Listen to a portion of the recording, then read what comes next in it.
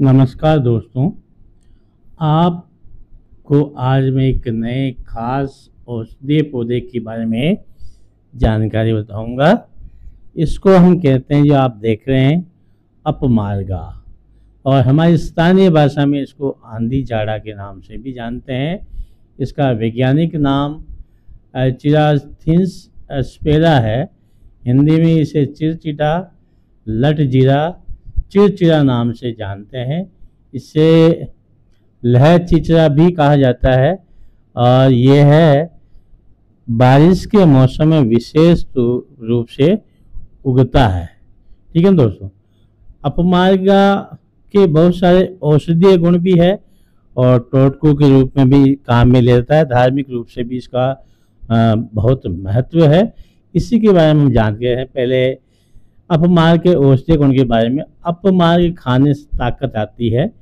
यह पाचन शक्ति बढ़ाने के लिए पौधा काफ़ी फायदेमंद होता है। इसके बीजों को पीसकर गर्म करने से और दर्द वाली जगह पर लगाने से आराम मिलता है, और बुखार होने पर भी इसके रस को शहद में मिलाकर पीने से फ़ायदा होता है।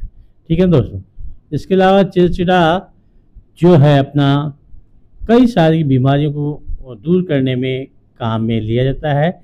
जैसे आपका बवासीर में इसके पत्ते और फूल को जलाकर राख में बदल दिया जाता है, और फिर इस राख का उपयोग शहद के साथ करते हैं तो बवासीर ख़त्म हो जाती है। उसके साथ साथ खांसी और अस्थमा, ब्रोंकाइटिस में क्या होता है, गले में खराश बनी रहती है और कफ आता रहता है। एनीमिया, पीलिया और सांप के काटने में प्रयोग किया जाता है। मूत्र रोग हो या सर्दी खांसी, इन सब में बहुत ही काम का है। लट जीरा या अपमार्गा या आंधी झाड़ा के बीजों को एकत्रित कर कुछ मात्रा में लेकर पानी में उबाला जाए। काढ़ा बन जाने पर भोजन के 2 से 3 घंटे बाद लेने से लीवर की समस्या में बहुत ही आराम मिलता है। और सर्दी और खांसी में लटजीरा के पत्तों का रस लेना अत्यंत गुणकारी है। आदिवासियों के अनुसार दिन में 2 से 3 बार इस रस का सेवन करने से पुराना कफ जो है वो एकदम से ठीक हो जाता है। ठीक है दोस्तों, अब हम इसके बारे में और जानकारी प्राप्त करते। देखिए, आपका अपमार्गा क्षार के तेल का हम आयुर्वेद में काम में लेते हैं, जो मुख्य रूप से कान के रोग, सुनने की समस्या, बहरापन, कान में आवाज़ आना, कान में दर्द, कान की आंतरिक सूजन आदि में उपयोगी है। अपमार्ग क्षार तेल की उपयुक्त खुराक रोगी की उम्र और लिंग और स्वास्थ्य के ऊपर निर्भर करती है। इसके अलावा यह रक्त शर्करा को नियंत्रित करने, पाचन में सुधार करने, बुखार और खांसी को कम करने, त्वचा की समस्याओं को दूर करने में भी मदद मिलती है।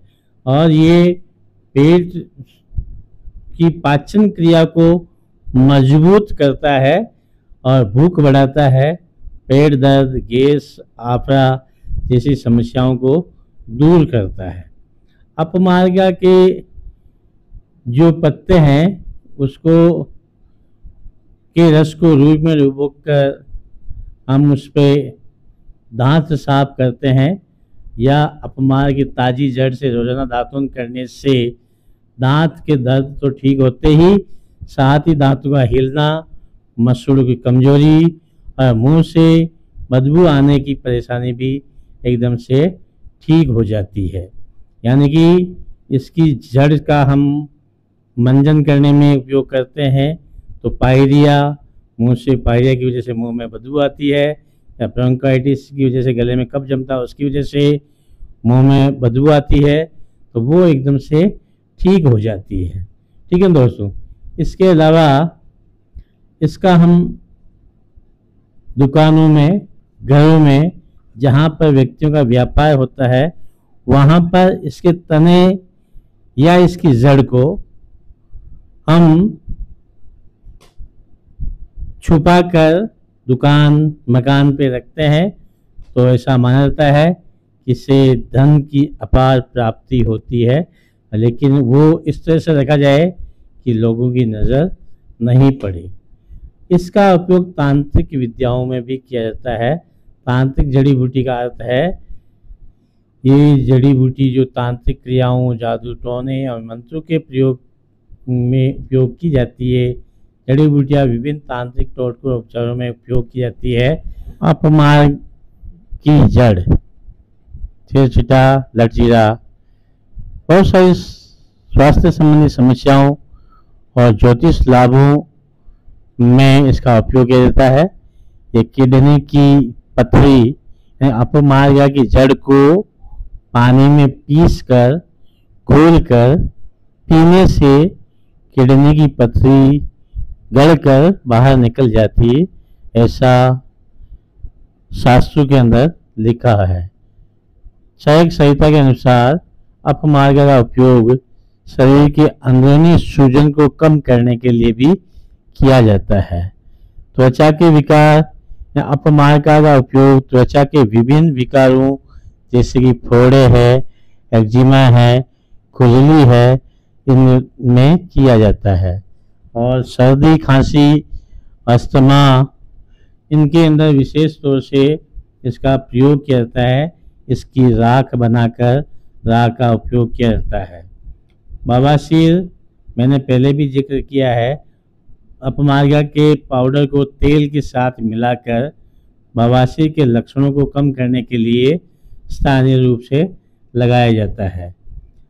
सांप के काटने पर जिसको काटा है उसको बहुत नींद आती है और उस नींद के बाद ये व्यक्ति में जहर फैलने की ताकत बढ़ जाती है।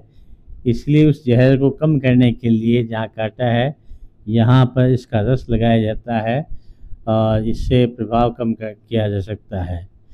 ज्योतिषीय या शास्त्रों के अनुसार अपमार्ग की जड़ को मैंने आपको पहले भी बताया है इसी वीडियो में कि तिजोरी में या मकान, दुकान, जहाँ व्यवसाय चलता है वहाँ रखते हैं, तो इससे अपार धन की और समृद्धि की प्राप्ति होती है। और इसकी जड़ का अंजन करने से घर में नकारात्मक शक्तियाँ नष्ट हो जाती है। ठीक है ना। धन और अन्न की पूर्ति हेतु नवरात्रि, दीपावली अथवा किसी भी शुभ मुहूर्त में अपमार्ग के पौधे की जड़